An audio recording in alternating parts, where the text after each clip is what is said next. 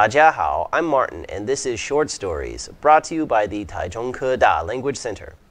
Today's short story is about the legend of John Henry. In most folk legends, the stories are fake, but the people were real. We're not entirely certain that this is the case with this story, though. According to one researcher named Scott Reynolds Nelson, there was a real John Henry who was born in 1848, but this is disputed. Well, in any case, the legend of John Henry continues on to this day and continues to inspire people. There have been numerous songs, plays, and books written about him. There's even a comic book superhero version of him. Well, before I read the legend, I'm going to read the vocabulary and vocabulary example sentences. After I have finished the legend of John Henry, I'm going to ask you for listening comprehension questions. All right, no time to waste. Let's get started. Vocabulary. Thunderclap. Thunderclap. The lightning produced a very loud thunderclap. Spike. Spike. The steel factory produced many spikes for the railroad company. Explosive. Explosive. It is illegal for unlicensed people to have explosives. Announce. Announce. The school announced that tomorrow will be a snow day. Inventor. Inventor. The inventor won a prize for his new machine. Alarmed. Alarmed. The hikers were alarmed by the sudden appearance of a bear. For good. For good. I decided to quit smoking for good. Tunnel. Tunnel.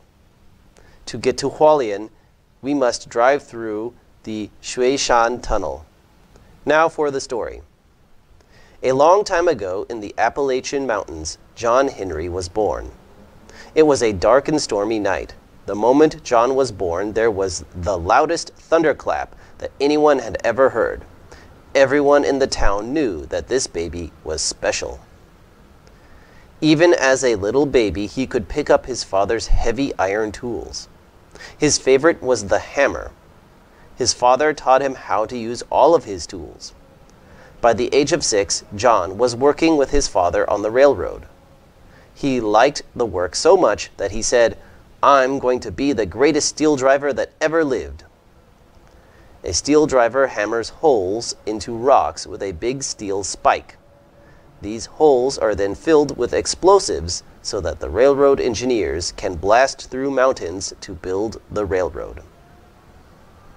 John did indeed grow up to be the greatest steel driver in the world.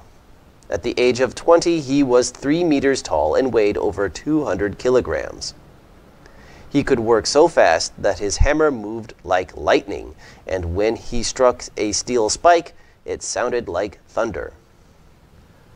All the other workers admired him, including Polly Ann. John and Polly Ann fell in love and got married. Their wedding was a huge party, and all the railroad workers were invited. One day, the railroad company called a meeting of all the workers.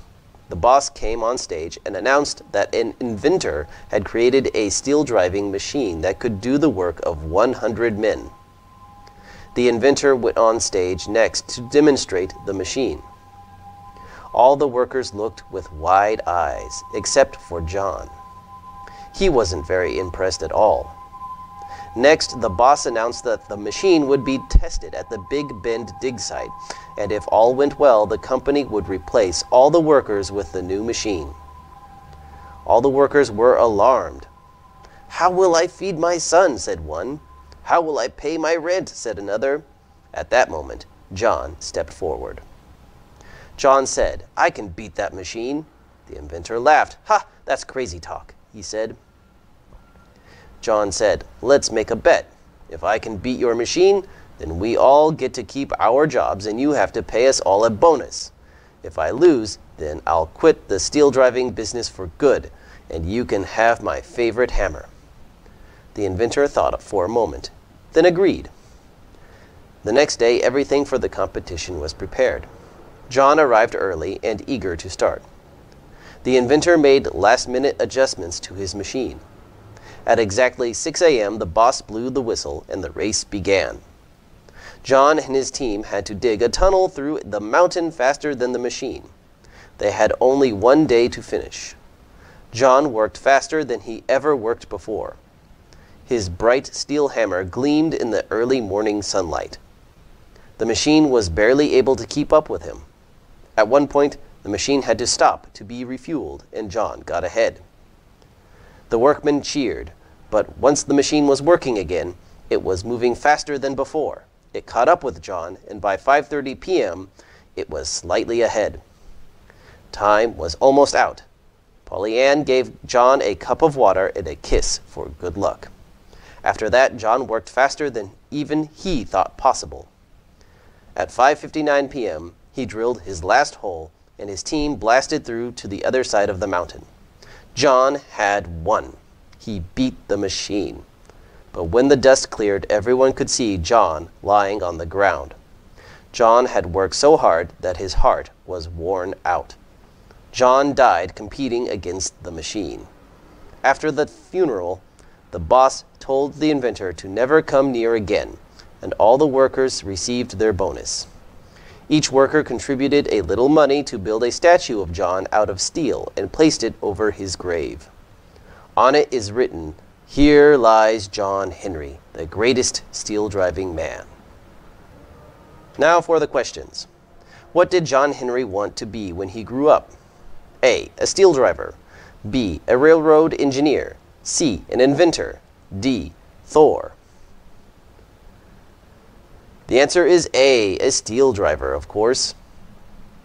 Question 2. What was John Henry's favorite tool? A, dynamite. B, chisel. C, hammer. D, axe. The answer is C, hammer. Question 3. What does a steel driver do? A, makes holes in rocks. B, makes steel spikes. C, makes dynamite. D, makes machines. The answer is A, makes holes in rocks. Question 4. What bet did John Henry make with the inventor? A, he could defeat the inventor's machine in a competition.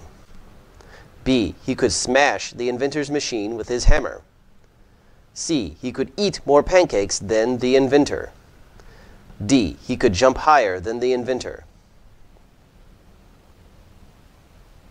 The answer is A. He could defeat the inventor's machine in a competition. That is the end of today's video. I hope you enjoyed it, and now you know the legend of John Henry. Thank you for watching. I will see you next time.